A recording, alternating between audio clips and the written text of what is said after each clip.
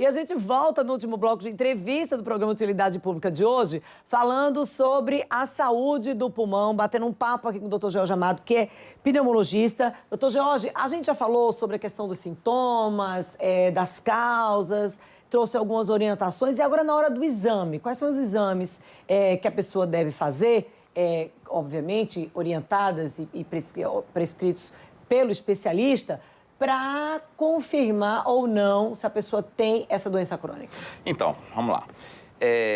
Todo paciente acima de 40, 45 anos que se expõe ou se expôs à fumaça do cigarro, principalmente, ele deve procurar, né, com sintomas ou não, deve procurar o pneumologista. Por quê? Primeiro, para tentar dar um diagnóstico precoce, né? E quais são os exames?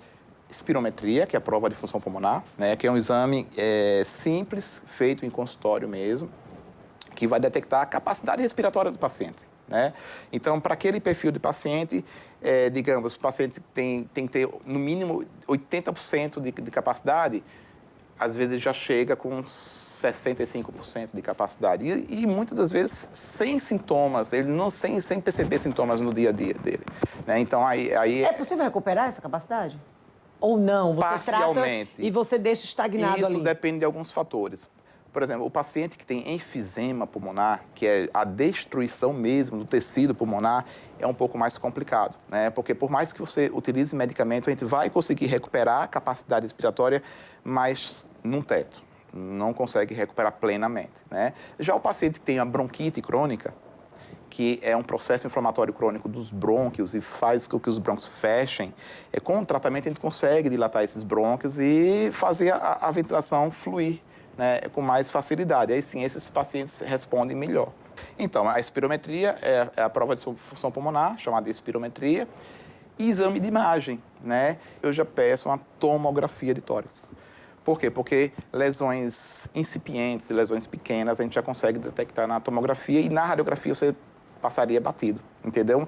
Então, basicamente, para iniciar esses dois exames, espirometria e tomografia, a gente já dá para ter uma ideia de como é que está a capacidade respiratória do paciente e se há lesão pulmonar, né, como uma consequência da exposição à fumaça do cigarro. Tratamento, ele dura um período ou a pessoa que já foi diagnosticada com DPOC, que aí o senhor trouxe enfisema ou bronquite crônica. Bronquite crônica, vai ter que levar esse tratamento pro resto da vida. Que tratamento é esse? É uma doença crônica, né? Consequentemente, ele vai ter que tratar pelo resto da vida.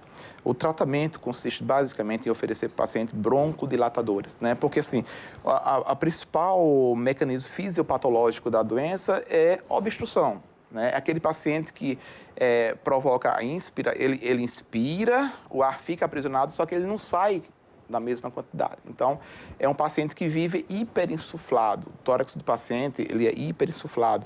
Então, o limite de troca gasosa diminui muito. Ficaria com respiração curta, que as pessoas chamam? Curta.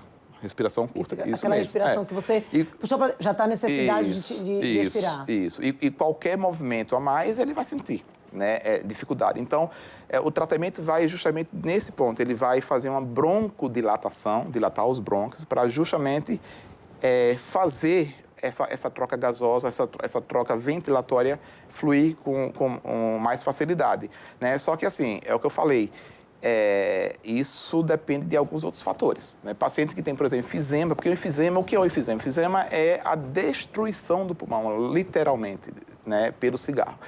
Esse paciente tem uma dificuldade maior em conduzir e ter a resposta terapêutica. O tratamento é para o resto da vida, né? É o uso de medicamentos pelo resto da vida e a gente vai monitorizando esse paciente através dos exames, principalmente a espirometria. Porque a espirometria, a prova de função pulmonar, serve tanto para o diagnóstico, como a gente falou aqui, mas também para fazer o segmento desse paciente. Porque a gente vai ver um ganho de função pulmonar desses pacientes com o tratamento, né? Ele não vai recuperar completamente a respiração dele, mas, assim, a qualidade de vida muda completamente com o tratamento.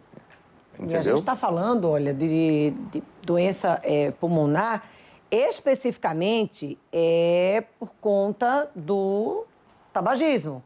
Só que o tabagismo não afeta somente o pulmão. Sim. cada vez mais a gente está vendo relações com outros órgãos.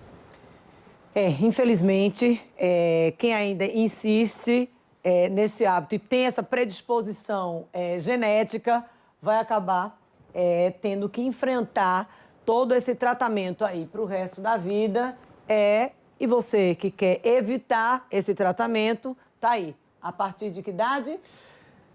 Fumou? A partir dos seus 40, 45 anos. Busca o especialista. Busca para fazer essa análise, né? Ver se tem algum dano que precisa ser intervido, né? Então, vai pelo caminho da prevenção e do trato diagnóstico precoce, tá? Porque prevenção mesmo é não ter fumado. Era não ter fumado. E prevenção hoje é parar de fumar. Doutor Jorge, muito obrigada pelas orientações. Eu que agradeço. E pela presença aqui no programa de Utilidade Pública. Tá bom. A gente encerra a entrevista aqui no estúdio, na edição do programa de Utilidade Pública de hoje. Próximo bloco tem assunto novo e você já sabe, você pode conferir qualquer edição do programa. Corre lá no YouTube, procura Dânia Matos, você vai ter acesso a todas as edições. Até a próxima entrevista aqui no estúdio, amanhã, às 18 horas.